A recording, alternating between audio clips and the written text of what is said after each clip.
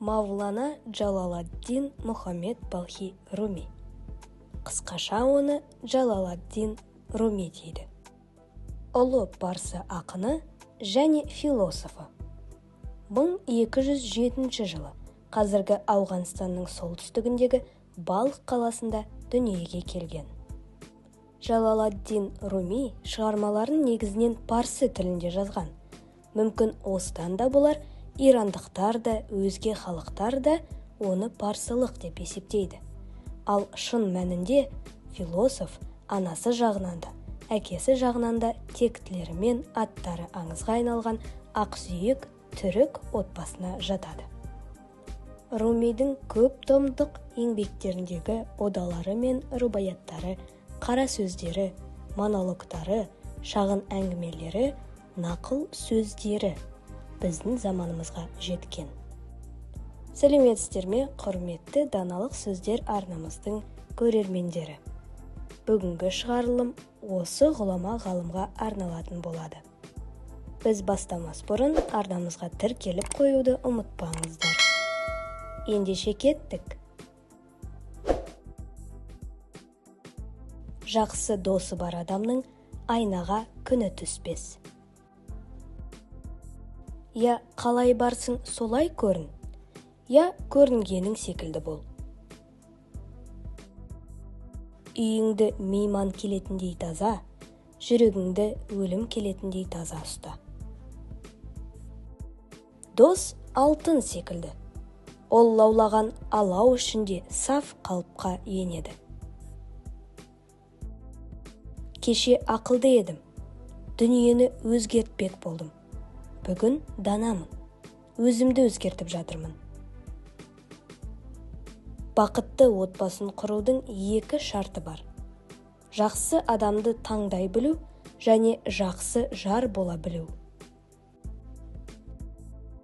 Ей көңіл, ғибрат ал. Қарашы, әрбір түскен жапыраққа, ол да көктен қараушы еді топыраққа. Өлгенімнен кейін мені қара жерден емес, ғалым адамдардың жүрегінен іздеңіз. Адам күлкісі арқылы тәрбиесін, күлген нәрсесі арқылы кім екендігін көрсетеді. Сізді ренжіткендерге әлі де сәлем беріп жүрген болсаңыз, бұл нағыз биіктігіңіздің көрінісі.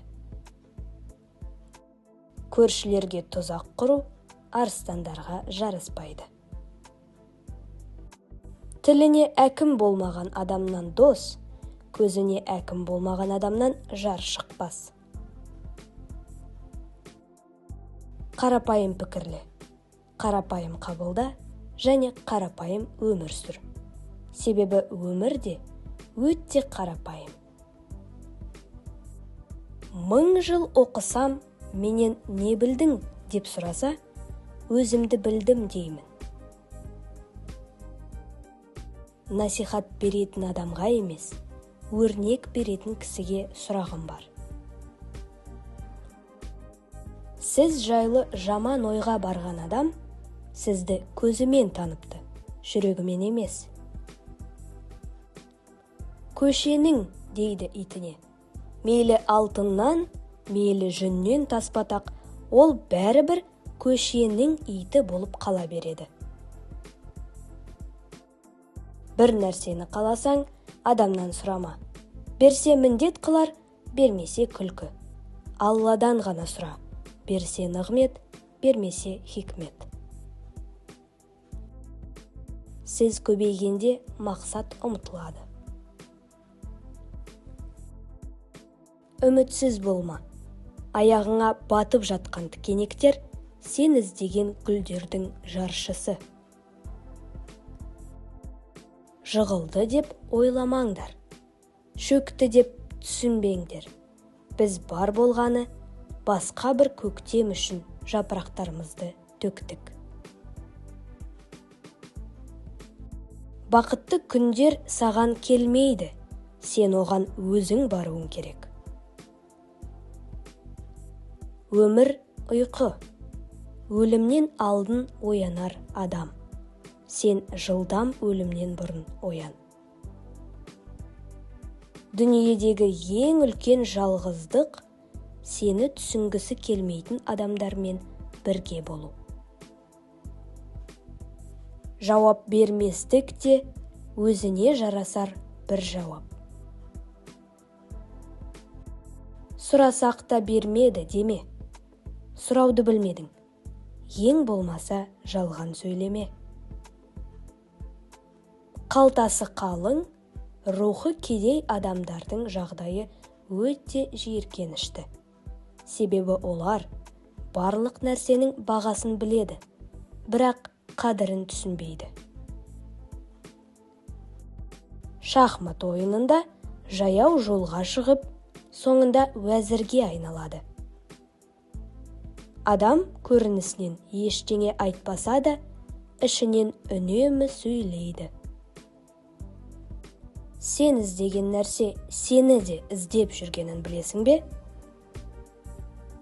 Адам теңіз секілді.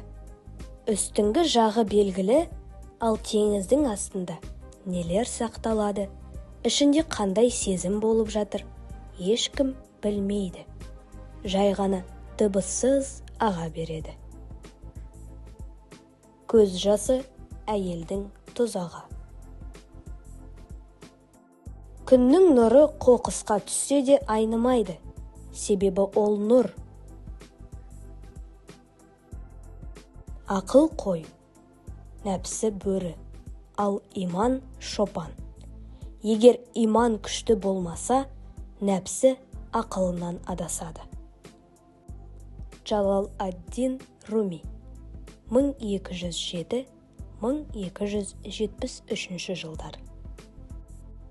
Осымен біздің бүгінгі даналық сөздеріміз де өз мәресіне жетті. Видео ұнаған болса, міндетті түрде лайк басып, комментарийге өз пікірлеріңізді жаза кетіңіздер.